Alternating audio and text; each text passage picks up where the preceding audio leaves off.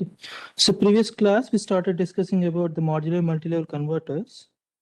Okay. So basically these modular multi-level converters are used for very high power applications, maybe starting from 3.3 kV to up to a voltage range of plus or minus 320, especially in HVDC application and large motor drives. So let us see their modulation schemes. So generally these whatever that modulation schemes so that are present for multi-level inverters, so we can actually extend to this multi-level converters. So based on that, so we have this phase shift PWM technique. So we have this level shift PWM technique, and also we can use space vector modulation and staircase modulation, selective harmonic elimination. So all these things, so whatever we implemented for multi-level inverters, so we can straight away extend to for these modular multi-level converters. So but the thing is that, so we need to control this upper arm and the lower arm separately. We need to control the upper arm and lower arm separately.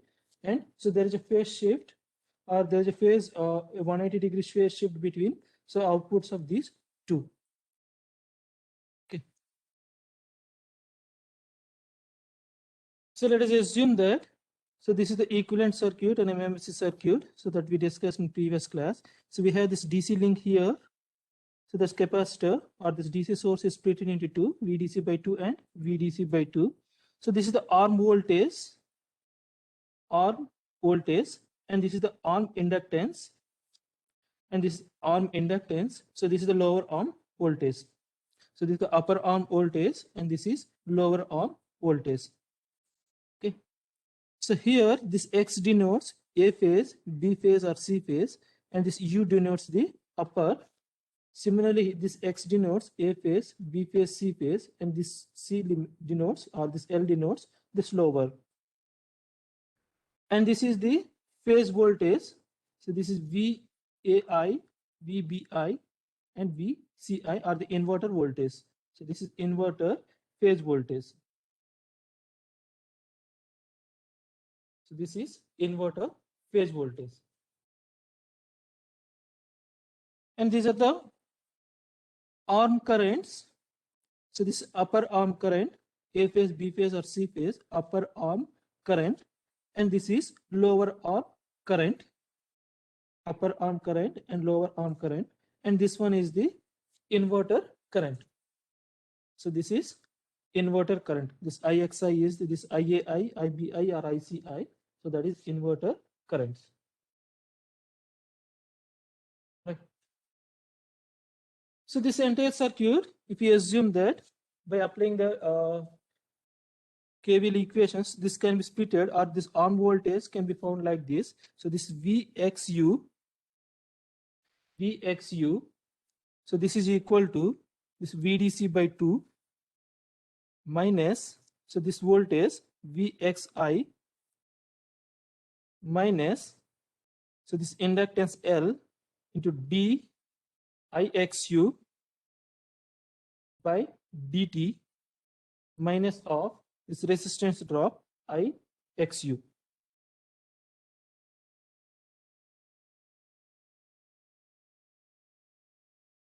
Okay. Similarly, this lower one, so this VDC by 2, right. So this one will become plus VX1 VXI minus L DIXL by dt, that is the lower arm current, minus R into IXL, lower arm current drop. So we assume that, so this entire thing is the voltage drop, right? So this voltage drop is basically due to the circulating currents. Okay. So this is the voltage drop is basically due to the circulating currents. So that will flow inside this. So that's why, so this is denoted as, so VXZ. So VXZ. Similarly, this one, right. So both are same. Okay. We'll discuss that. So why it is same. So this VXZ. So therefore this one, so Vxu can be written as VDC by 2 minus Vxi minus Vxz, and Vxl, so that is VDC by 2 minus Vxi, so plus Vxi minus Vxz. So just keep this here.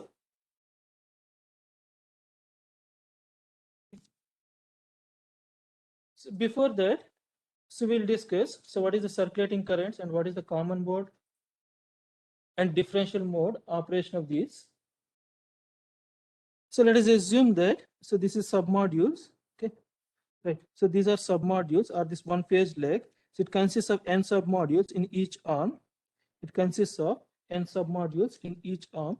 So remember, so here this will generate the unipolar voltage. So this is also generate the unipolar voltage. So but the output voltage, so which is the difference between these two, so that is varying from, means that is containing both positive and negative terms. So here, so how these are actually operate, if you have n number of modules per arm, right? If you have n number of module per arms, so out of this m, so you have u are activated. So meaning is that, so they are, so that means this output is, the output of the submodules is some equal to this capacitor value. In other words, they are inserted there capacitors. Okay, so that is active state. If they are not inserted there, or if they're bypassed that submodules, so then it's known as zero state. Whether it is active state means, so they are inserted their capacitor. So meaning is something like this. If this is the overall circuit, so for example, if you turn on this switch, so that means this capacitor voltage is bypassed. Okay. So that means this is operating zero state. For example, if you turn on this switch, so that means this is operating in active state. So if you have n number of modules here and n number of modules here, so how basically they are operate means at any time the upper and lower, right? So that means the active one, so which are equal to n only. For example, n if you consider 20, for example, if your upper 5 are operating, so bottom, so 15 will in be active state. Okay. Clear? So that is how basically it will operate.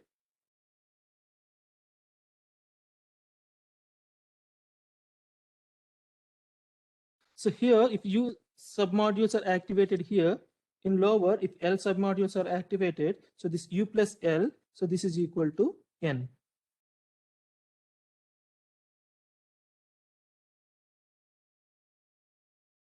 So you have two DC sources here, or these two sources here. So by using this common mode and this differential mode operation, you are aware of this, right? You might have studied in this advanced power electronic class. So that's how to implement this common and differential mode voltages. So for that, if you apply the common mode voltage, so this is the equivalent circuit. This is basically a superposition theorem. So this is the common mode voltage, so which gives you the off of the current here and the off of the current here. So we just pass through this inductor, and this IA is splitted here. So IA by 2 and IA by 2. So one is the differential mode. So where this current is 0, so only that gives you the circulating current or the differential mode current. So here the input is 0. And this differential mode or this output voltage, so that present as here. I think you are aware of this, right? So from this, so this V common mode voltage, so which is equal to V upper 1 plus V lower 1 by 2. So that means upper 1 voltage, this voltage minus this voltage by 2. Similarly, this V differential, so which is V upper 1 minus V lower 1 by 2. Similarly, this common mode current, so this upper 1, so that's I upper 1 current, I lower 1 current by 2, so which is equal to IA by 2. And this I differential current, So which is IU minus IL by 2, IU minus IL by 2.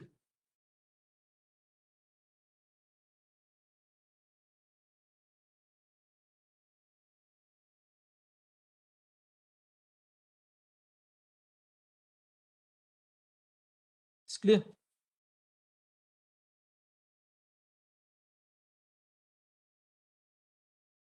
So if you are using these two equations and if you are obtaining this IU value, so this IU value, so if we add these two, so that means this IL value will be eliminated. If we combine these two, so this IL value becomes 0. So that means I common mode voltage or common mode current and this differential mode current. So this IA by 2 plus this I difference. Similarly, this lower one, so that means if you subtract, we need to subtract these two. So that's common mode voltage minus this differential mode voltage. So which is IA by 2 minus this I difference. So what you understand that, right? So what you understand that, so the sum of these arm currents, so that gives you the phase current, right? And the difference of these two will gives you the circulating current. The sum of these two will gives you the arm current or this phase current, and the difference of these two will gives you the circulating current. So that means this will gives you the circulating current. So here in this particular case, right? So in this particular case, so what is the circulating current? So here if you apply KCL here, so that means this is IXU. Okay, so this current is IX1, so which is equal to IXL. So that gives you the phase current. Okay. And sum of these two divided by 2, so that gives you the circulating current. So this circulating current consists of, so this circulating currents consists of a DC component, a second order negative sequence component, right? A second order negative sequence component will present. In addition to that, some additional harmonics will present. So this DC component, so which is useful to maintain the capacitor voltages, and the second order component, so this will create adverse effect on that. So this will cause for the ripples in the capacitor voltages. And this additional harmonics, so that will cause some additional switching or additional switchings or switching currents in the capacitor voltages. So basically this one is must, so which will maintain the capacitor voltages, but the second order harmonic component, so that will cause the ripples in the capacitor voltages.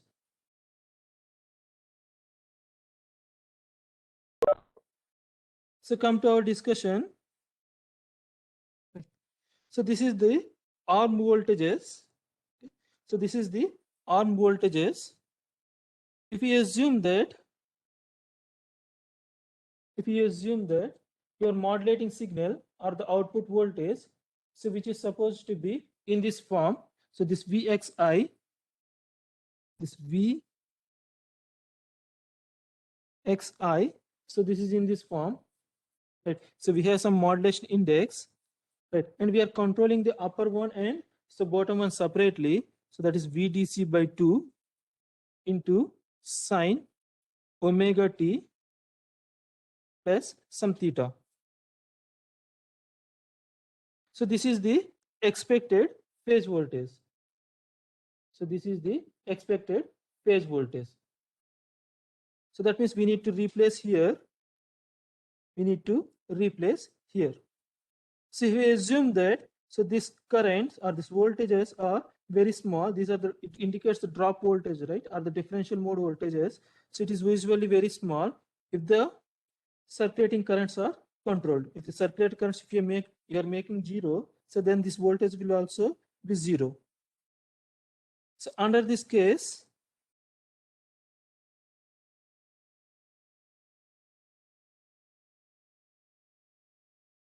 So under this case, so this Vxu, so this will come, so VDC by 2 minus of MA into VDC by 2 sine omega t plus theta. And this Vxl, so VDC by 2 plus MA sine omega t plus theta.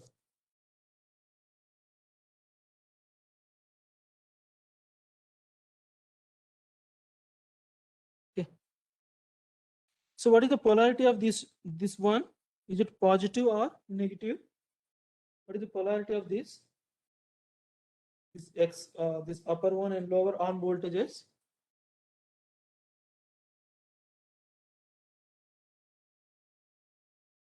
So what is its polarity? Is it always positive or always negative?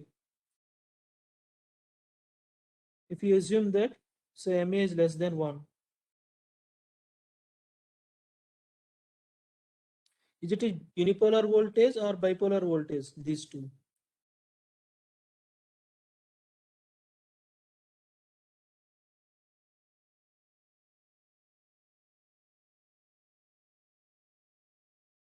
Is it a unipolar voltage or bipolar voltage? Unipolar. Unipolar, right? So this is VDC. If you assume that MA equal to 1, right? So how its shape will be? If this is 0, so how it will look like? So VDC by 2 into 1 minus sine omega t. So it will be look like something like this, right? Agree? Yes, sir. Agree? Right? Similarly, so this one, so how this one look like?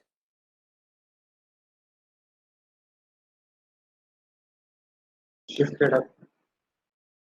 It is same thing, so but shifted, right? It is same thing, but shifted. Clear? The same thing, but it is shifted. Clear? So that means these two will produce the unipolar voltage, but the difference of these two that gives you the phase voltage. So that means this is containing both positive and negative terms. Clear? So this will be the modulating signal, or this is a modulating signal, and this is the modulating signal for the upper arm and this lower arm voltages. So basically, this MMC, so it will operate in two different ways. If you are using a phase shift PWM technique, for example, it requires n number of carriers. It requires n number of carriers similar to this multi-level inverters. Each arm will control separately. Each arm will control separately. And these carriers are displaced by 360 degrees by n. These carriers are displaced by 360 degrees by n.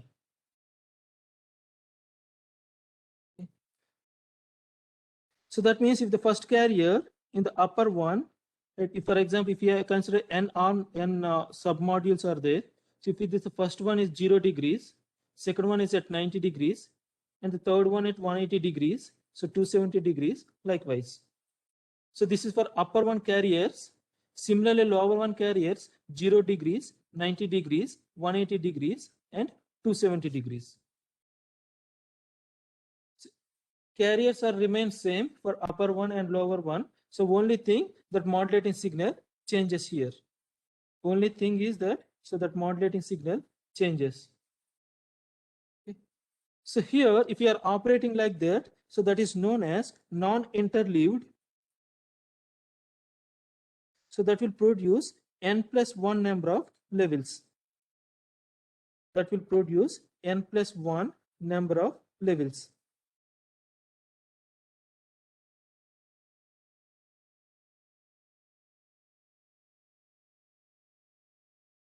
That will produce n plus 1 number of levels. We can also operate in interleaved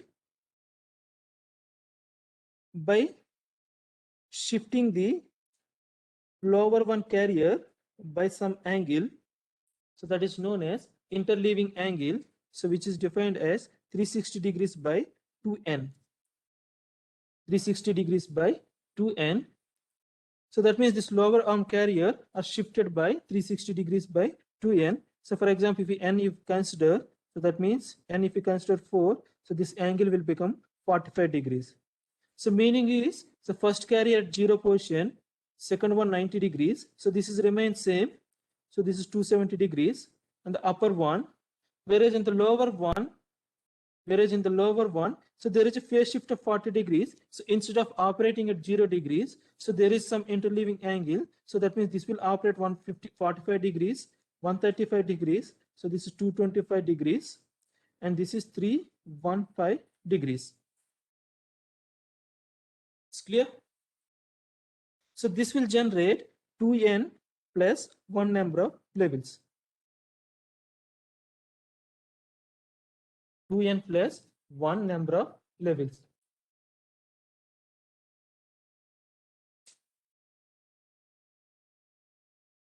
Okay. So let us assume that if you have n number of n equal to 4, so what is the maximum voltage you can get from this? What is the maximum voltage you can get? We assume that each capacitor voltage is E. What is the maximum voltage you can get?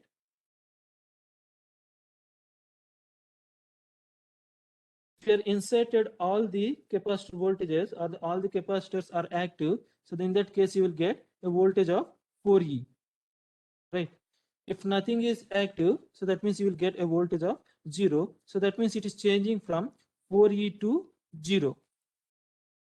So here also this is changing from 4E to 0. So that means if it is 4E, if it is producing 4E voltage at the same time, so this is producing 0 voltage. So why it is 0 voltage? So because at any time, so only n number of submodules we need to insert. Okay. So that means if it is producing 2E, so this is also produce 2E. If it is producing 3E, so that means this will produce E voltage. Right. Clear? So that means, so here the number of this voltage will usually change. This is 0 to 4E and this is also changed from 0 to 4E. So that means this voltage will change from plus 2E to minus 2E. And line voltage will change from plus 4E to minus 4E. Plus 4E to minus 4E. So E value, so how much capacitance you need to say, means how much capacitance you need to choose. So that gives you VDC by N. So VDC by N, so that gives you the each capacitor or each submodule voltage. Each submodule voltage. So for example, this is 500, this is 500, that is 1000, right? So that means each capacitor, if you have n number of modules per arm, so that means each one is supposed to be charged for 250 volts. So this is charged for 250 volts, in each capacitor charged for 250 volts. And the output is changing from plus 500 to minus 500. So the line voltage is changing from 1000 to minus 1000. Okay? Plus 1000 to minus 1000. So this is similar to a two-level inverter, right? This is similar to two-level inverter, right? This entire thing is the DC link. Okay, so this entire thing is the DC link. So you have upper switch, and we have this bottom switch. Okay, so that means the phase voltage, overall voltage is changing from plus VDC to minus VDC. Okay, so overall line voltage is changing from plus VDC to minus VDC. Similar to that, so here also the line voltage changes from plus VDC to minus VDC. In other words, it is changes from N into E plus N into E to minus N into E. So here this N is the number of submodules in each arm. So this E is the each arm or each submodule voltage.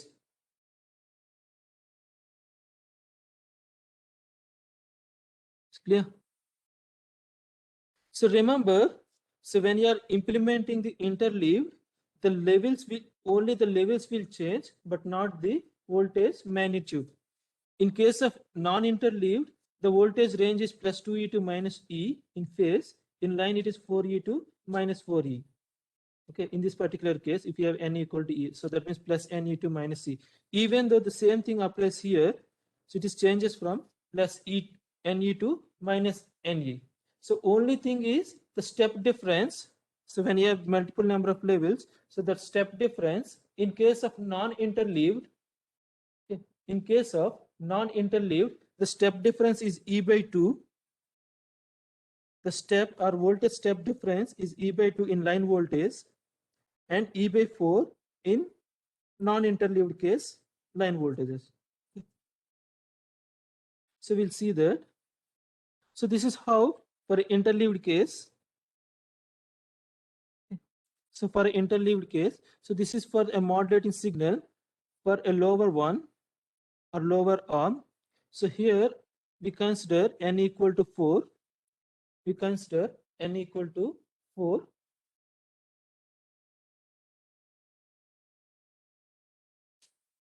So we consider n equal to 4. So these are the switching pattern, right? These are the switching pattern. So remember, these carriers are having an interleaving angle of 45 degrees with the upper one. So this entire thing is the switching pattern, and this is the lower arm output voltage. So which is changing from plus E2 is for 4E to 0. Which is changing from 4E to 0.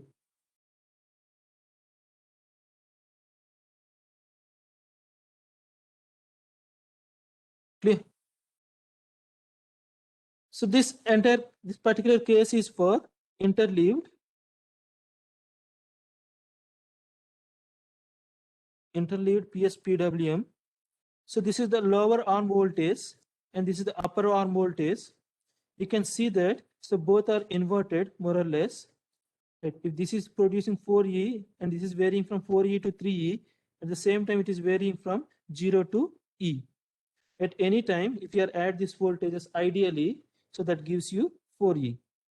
So ideally it will gives you 4E. So this is the lower arm voltage and this is the upper arm voltage. So you can notice that both are unipolar. Right? So both voltages are positive. And the difference of these two, so that gives you the arm voltage. Right? The difference of these two by 2, that gives you the not arm, that is phase voltage. So which is changing from plus 4E to minus 4E, plus 4E to minus 4E, sorry, plus 2E to minus 2E. And this one is the line voltage, which is changing from plus 4E to minus 4E. So here, so this is the step size we are talking about. So this step size, okay. So this is E by 4. This step size is E by 4 in case of interleaved. In other words, it is E by N in case of interleaved. So you can also notice that this is the harmonic spectrum. So where the sideband harmonics are appeared at 2 into N MF plus or minus 1. Okay, so this is plus or minus 1. The sidebands are appeared at plus or minus 1. So 2 into N MF plus or minus 5 and so on like this. So this is plus or minus 1, right? This plus or minus 2, 3, 4, 5. Okay. So why this particular 5 means 1 plus N. In other words, it is 2M, so 2N MF plus or minus 1 plus or minus N plus 1 plus or minus 2N plus 1 and so on. Okay. So here this overall THD is 11.73%. You can notice that the peak to peak values in the line voltage is not changed, only the levels are increased. So here this will produce 2N plus 1 number of levels. Okay. In phase voltage, in line voltage, so it is multiplied by 2. That means it will gives you 4N plus 1 number of levels in the line voltage. So this is for interleaved case. in case of non-interleaved, so this is the lower one and this is the upper one, arm voltage, and this is the phase voltage and this is the line voltage. You can notice that so number of levels are only 9. Okay, so number of levels are only 9. So here it is, the number of levels are 1, 2, 3, 4, 5. So you have only 5 number of levels. So that is n plus 1 number of levels. In line, so it is 2n plus 1 number of levels in the line voltage. And the step size, so between these two, so that is equal to E by N. So E by 2N. So the step size is 2E by N. Okay. In this particular case, if N is equal to 4, so the step size is E by 2. So earlier the step size is very small, so that is E by 4, and now the step size is E by 2. So here, so where you have this harmonics, so earlier it is changing from 2n into mf plus or minus 1. So now it is n into mf plus or minus 1. So 2 into mf plus or minus 1. And the THD is also somewhat higher. So that is 25.5. So compared to the previous one.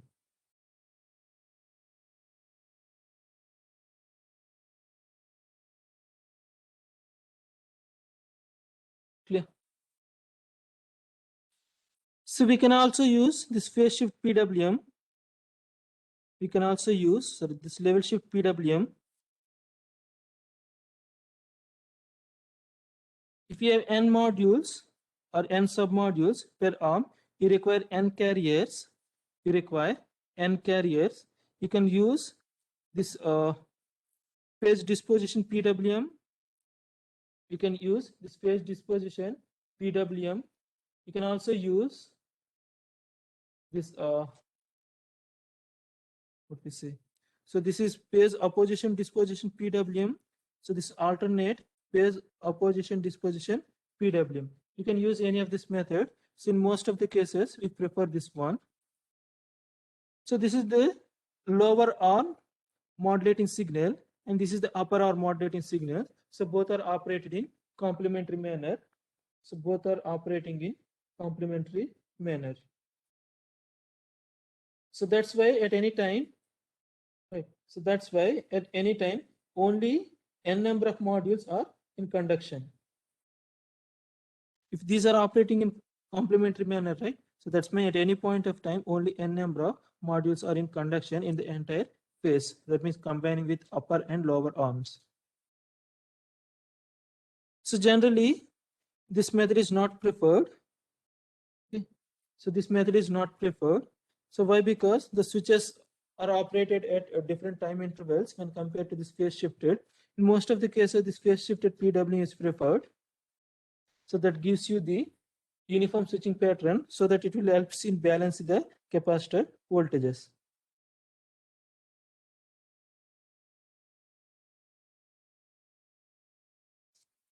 Clear? So come to the overall control of this. So overall control of this. So here, this control scheme is divided into several parts. So one is the output current control. Output current control. So this output current control basically it look like this. So it is similar to so that what we used for earlier applications. So but the difference is we need to separately control. So this is the reference one. Okay. So with this reference one, so we have this D axis and Q axis. We have D axis and Q axis, and this is D axis and P axis controller. So that gives you the input voltage or this modulating signal or the command voltage for the inverter.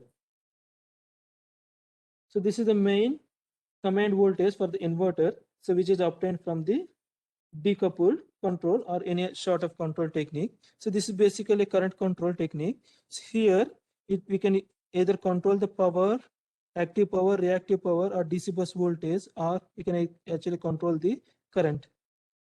So that gives you the main modulating signal for the inverter. So we have some additional modulating signals. So that is used to control the leg voltage. So that is used to control the leg voltage. Here several capacitors are connected, right? And these capacitors are not isolated, or these are non-isolated. And so we need to control this capacitor voltage, or we need to maintain the capacitor voltage at their prescribed value, so which is equal to E by N, or this VDC by N. So for that, you require a leg voltage control, and we have additional one, so which will eliminate the circulating current control, which will eliminate the circulating current. If the circulating current is very high, so in that case, so all the current, so that is flows through the arms, right? This circulating current will not appear in the phase, so which are flowing in the arm. So that means the rating of the arm, means the rating of the submodules will increase, right? Because it is supposed to carry the entire circulating current. So therefore, we need to control the circulating current. In addition to that, if you have circulating current, so that will cause voltage ripples in the capacitor voltage. We can use cluster voltage balance control, or we can use the individual voltage balancing control. So for that, the circuit may be like this. For example, if you have leg voltage control, so we have this upper arm and lower arm, right? So this is VC, right? So this is the capacitor voltage, and it is compared with the mean capacitor voltage. This is the reference value, and this one is the mean capacitor voltage of this A phase. So mean capacitor voltage, so how to calculate that mean capacitor voltage? So that gives you the sum of the voltages of upper capacitors and some of the voltages of lower capacitors. So we need to add these together, that is varying from I to N. So where this I is changed from this I to N. So by averaging this one, so that gives you the mean capacitor voltage. So we have this PI controller. So basically we already discussed that. So this circulating current is used to control the capacitor voltages. This DC component is used to control the capacitor voltage. So that means that decide the circulating current magnitude for the A phase. So here we need to obtain the circulating current. So that circulating current, so that is upper arm plus lower arm current divided by 2. So that gives you the circulating current. So that means you have 1 by 2. So this entire thing is the upper arm current. So that is upper arm and lower arm currents. So that means the current flowing in this and the current flowing in this by 2. So that gives you the actual circulating current. So that is IZA. So this is reference value and this is the actual value. So only the DC component is useful, so which will maintain the capacitor voltage. So rest of the circulating currents, so we need to discard. So after that we have this PI controller. So that gives you some additional command for the voltage. So that controls the VA. So this is the V1, right? So in addition to that, so we have another one. So that gives you some VX, maybe leg voltage control or something like this. Clear? So at a time we are doing the two things. So one is we are maintaining the capacitor voltages at their prescribed value by taking the average of all. And at the same time we are eliminating, or we are maintaining the circulating currents. So we are only drawing the DC component. So rest of the harmonic component, so we are not drawing, right? So that gives you the leg voltage control. So this leg voltage control. So we can also implement the individual. So this one is the entire entire leg voltage. So we can also have individual voltage control. So where, so this one, so the reference value is compared with each capacitor or each submodule capacitor voltage starting from A, B, C, right? And we have some PI controller. So that gives you a reference for the voltage reference for particular submodule. Similarly, we have all the submodules, n submodules upper one and n submodules in the bottom one. And we have to add all the outputs of this controller or this PI controller. So that gives you the individual component. So this one will gives you the cluster component or the leg voltage component. Okay. So we need to adjust here. So we need to adjust these things in the main modulating signal. We need to adjust these things in the main modulating signal. So this is the one. So why this 0.5 VDC? So because of this reason. So we have this, right? So this 0.5 VDC minus MEA sin VDC. So this is the main modulating signal, right? So in addition to that, so to balance the leg voltages and to eliminate or to reduce the or to eliminate the circulating currents, so we have two additional controls. So this one will gives you the leg voltage component, and this one will gives you the circulating current. So we are subtracted these two, and we are finally subtracted from these two. So that gives you the upper or modulating signal, and this gives you the lower or modulating signal. So we have this modulating signal. So we have this process which is changing from 0 to n, 0 to n. In addition to that, if you want to implement, you can implement another voltage balancing strategy. Since the number of modules are very high, so controlling this different PI controls is different task. So therefore, some control techniques like shorting method, voltage shorting method, capacitor voltage shorting method is usually preferred to control the capacitor voltages. Okay. So basically how it will operate means it will short the capacitor voltages. So which one having the lower voltage, right? Which one having the lower voltage when compared to the reference value. So that one will charge first when compared to the other capacitors. Okay, so that is voltage capacitor sorting method. So this is particularly useful. So when you have large number of capacitors. So that is finally give to the firing signal to the upper one and the lower one. So this is how MMC is controlled.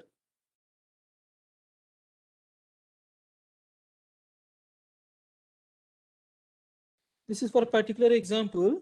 Right? So only thing that are complicated is this leg voltage control and the circulating control. So this circulating contains this second order harmonic, right? So therefore to eliminate that, in some cases, we have to use a decoupled control scheme. So which is in 2 times the synchronous frequency to eliminate the second order component. Okay. Right. So that means the synchronous frame is in the second order. That means instead of that omega, it is rotating at the frame is rotating at 2 omega to eliminate the circulating currents. So these are some advanced methods not required. So shorting method is it is very simple. So whatever the capacitors, all the capacitor voltages are shorted, right? So here the redundancy is there, right? You no need to turn on a particular submodule. The submodule which is having the lower voltage or lower capacitor voltage, so that will be turned on so that the part of the capacitor voltage will be recovered, right? So based on the priority, so we need to turn on and turn off the capacitor. If that some capacitor voltage is having higher voltage, so in that case, that particular capacitor will be turned off first. So that is known as capacitor sorting, capacitor voltage sorting method. So which is particularly useful. So when you have redundant submodules and the length of or the size of the submodules are very high, for example, 100, 200 for particular case, if you have 100 submodules or 200 submodules, in that particular case, so these kind of methods will not be preferred. So only the sorting algorithm is preferred. Clear? So we'll stop here. If you have any questions, you can ask me.